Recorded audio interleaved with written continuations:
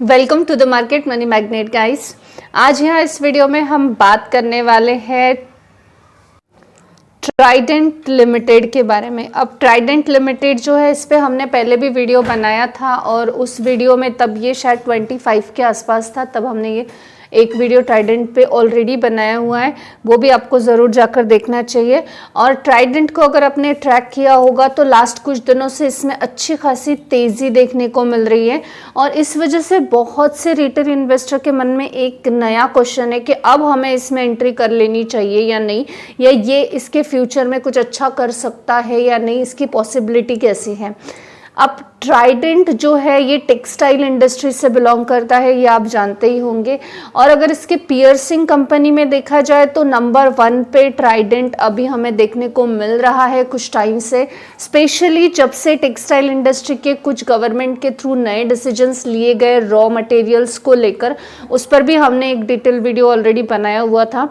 तो वो डिसीजंस के बाद इनके सेल्स ग्रो हुए हैं, डेफिनेटली इनके प्रॉफिट में भी हमें अच्छी पॉजिटिविटी या ग्रोथ देखने को मिल रही है। अभी इस ग्रोथ के पीछे का रीज़न भी हम जानेंगे, जो कि फ़िलहाल हमें 8-9% डेली ट्राइडेंट जो है ये अच्छा खासा देखने को मिल रहा है। और सिर्फ ट्राइडेंट ही नहीं, टेक्सटाइल इंडस्ट्री के बाकी जो स्टॉक्स है रेमंड एंड ऑल, वो भी हमें पॉजिटिव में परफॉर्म करते में देखने को मिल रहे हैं, लेकिन ट्राइडेंट उनसे थोड़ा फार बेटर हमें देखने को मिल रहा है करते हुए। उसके पीछे का रीज़न भी यही है कि पियर्सिंग कंपनीज जो है इसके, इनमें टॉप मोस्ट या हम कह सकते हैं नंबर 1 पे ट्राइडेंट ही कंपनी देखने को मिलती है। अब ट्राइडेंट के साथ अगर हम रेमंड की बात करें कि रेमंड हमें कितना % से ग्रो करते हुए देखने को मिला है, तो आप यहाँ पे देख सकते हैं कि जो रेमंड है इसमें पॉजिटिविटी तो देखने को मिली है, लेकिन ये सिर्फ और सिर्फ 0.79% की ही देखने को मिली है। और अगर हम इसके साथ और भी देखें, जैसे एक स्वान इंडस्ट्री एनर्जी भी है, एनर्जी लिमिटेड, ये भी टेक्सटाइल इंडस्ट्री में ही काम करता है और ये इसमें भी पॉजिटिविटी है। तो अब यहाँ पे रीज़न ये है कि ये बाकी जो स्टॉक है इनके कंपैरिजन किया जाए तो ट्राइडेंट में 8-9% की तेज़ी कंटिन्यू क्यों देखने को मिल रही है। तो सबसे पहले तो टेक्सटाइल इंडस्ट्री में तेज़ी है, ये तो कंफर्म है। अब ये तेज़ी क्यों है, हम पहले ये जानेंगे और फिर हम ये जानेंगे कि सिर्फ ट्राइडेंट में इतनी बड़ी तेज़ी क्यों है कंपेयर टू रेमंड या सॉन एनर्जीज के, या इसके अलावा और भी बहुत सारे टेक्सटाइल इंडस्ट्री के स्टॉक्स हैं। हमने सिर्फ एग्जाम्पल के लिए यहाँ पे 2 ही लिए हैं। तो टेक्सटाइल इंडस्ट्री की जो न्यूज़ है वो है टेक्सटाइल मिनिस्ट्री की तरफ से जो है ये जो PLI स्कीम था, ये PLI स्कीम को एक्सटेंड किया गया था 31 अक्टूबर तक।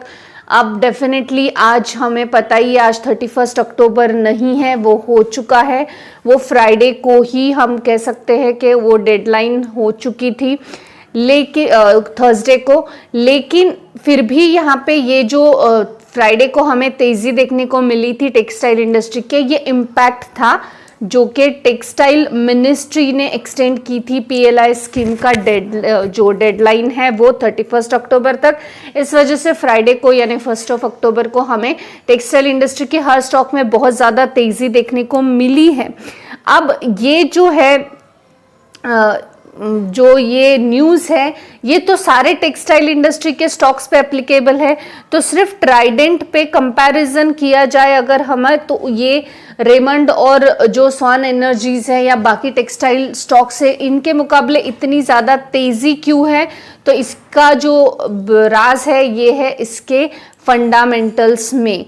जी हाँ, जो ट्राइडेंट है ये टेक्सटाइल इंडस्ट्री का टॉप मोस्ट स्टॉक हमें देखने को मिलता है, या पियर्सिंग कंपनी में सबसे ऊपर हमें देखने को मिल रहा है। वो इसलिए कि इसके जो फंडामेंटल्स हैं ये बहुत ही बढ़िया देखने को मिलते हैं। चलिए हम इसके फंडामेंटल्स एक बार ओवरलुक कर लेते हैं।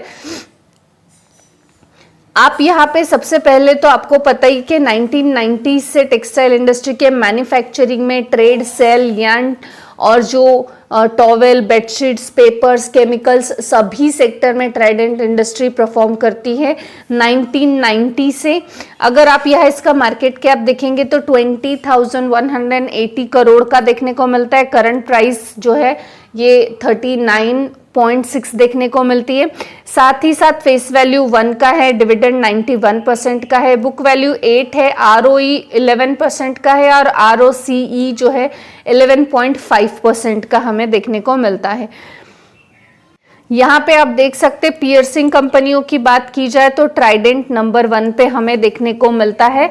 उसके बाद ही रेमंड, वेबसन या सॉन एनर्जी, जिंदल, वो सब उसके बाद नेक्स्ट 2 हमें देखने को मिलते हैं। यहाँ पे ट्राइडेंट के बैलेंस शीट की अगर बात की जाए तो आप यहाँ देख सकते हैं कि रिजर्व जो है ये ट्राइडेंट के ग्रोइंग मैनर में देखने को मिल रहे हैं। बोरोइंग भी डेफिनेटली कंपनी पे है, बोरोइंग रहना कोई गलत बात डेफिनेटली नहीं है। इसके अलावा अगर हम इसके सेल्स की बात की जाए तो आप यहाँ देख सकते कि ट्राइडेंट के सेल जो है ये अच्छे ही देखने को मिल रहे हैं, लेकिन अभी इस साल थोड़ा सा फ्लक्चुएशन यहाँ सेल्स में देखने को मिल रहा है। एक्सपेंसेस है, उसमें कोई दो राहे वाली बात नहीं है, प्रॉफिट होगा तो एक्सपेंसेस भी होगा।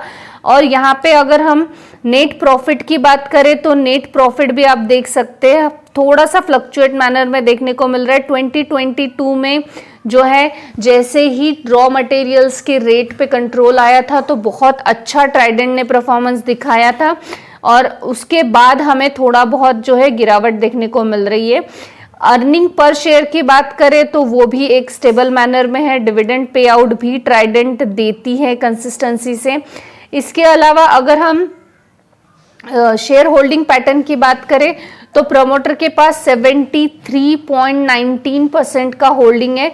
मोस्ट इंपॉर्टेंट यानी सितंबर 22 में 72.94 था, जो कि यहाँ पे बढ़ गया है मार्च 23 में। और प्रमोटर अपना होल्डिंग तभी बढ़ाते हैं जब कंपनी में कुछ पॉजिटिव जो है एंगल्स आने वाले हैं या कुछ पॉजिटिव ग्रोथ देखने को मिलने वाली है।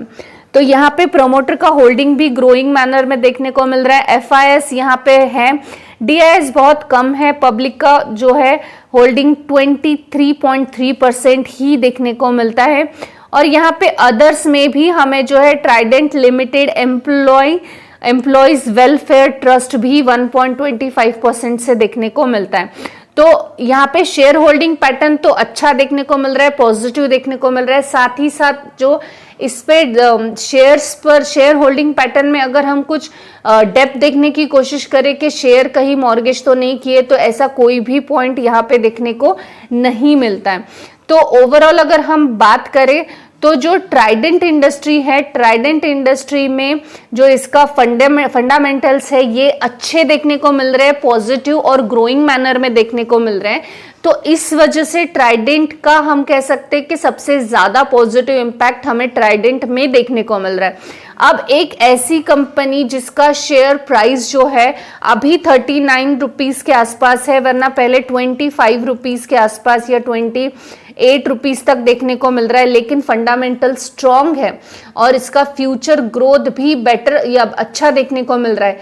तो ऐसे स्टॉक डेफिनेटली हर कोई ऐसे में इन्वेस्ट करना चाहेगा।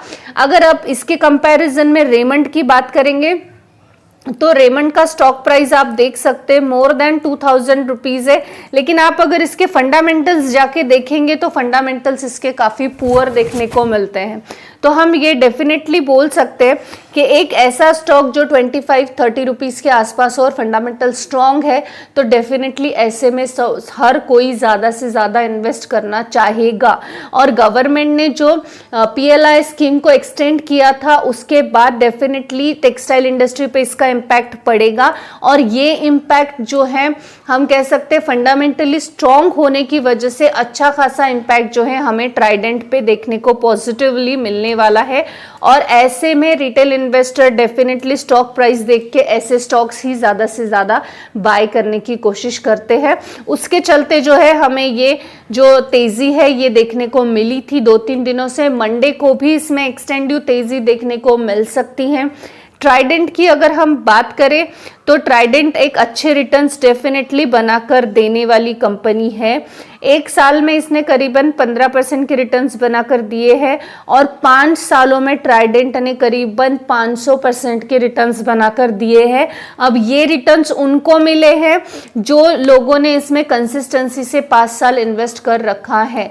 अगर आप आज आएंगे और कल इसमें गिरावट आएगी, करेक्शन आएगा और फिर आप निकल जाएंगे, एग्जिट कर लेंगे स्टॉक से, तो ऐसे लोग जो है स्टॉक मार्केट में कभी भी प्रॉफिट जनरेट नहीं कर सकते। प्रॉफिट वो ही जनरेट कर सकता है जो फंडामेंटल स्टडी करने के बाद इन्वेस्ट करके पेशेंस रखे, अपने रिसर्च पे ट्रस्ट रखे कि हमने जिसमें इन्वेस्ट किया है वो बेहतर है, या हम इसमें इन्वेस्ट करने के बाद पैनिक होके इमीडिएट एग्जिट का डिसीजन नहीं लेंगे। अगर आप सोचेंगे मैं इन्वेस्ट करूं और फिर मेरा स्टॉक दौड़ने लग जाए, ऐसा नहीं होता है। स्टॉक्स कभी करेक्शंस भी दिखाएगा, कभी बहुत अच्छे रिटर्न्स भी दिखाएगा। आपको मेंटली प्रिपेयर होना चाहिए कि आपने जो स्टॉक खरीदा है अगर वो फंडामेंटली स्ट्रांग है तो डेफिनेटली वो 30-40% भी गिरा तो आपको उसमें वो पैनिक होने की सिचुएशन की जरूरत नहीं होनी चाहिए। अब आप देख सकते हैं इसके ऑल टाइम रिटर्न्स जो है ये मोर देन 7000% के बनाकर दे दिए हैं ऑलरेडी ट्राइडेंट ने। अब ये उनको मिला होगा जो लोगों ने पहले टाइम से इसमें यानी 2001 से लेके कंसिस्टेंसी से इन्वेस्ट इसमें कर रखा था। अब इतने रिटर्न्स अगर आपको चाहिए तो आपको उतना पेशेंस भी डेफिनेटली दिखाना पड़ेगा। आई होप गाइज आपको इन्फॉर्मेटिव लगी होगी। Thanks for watching.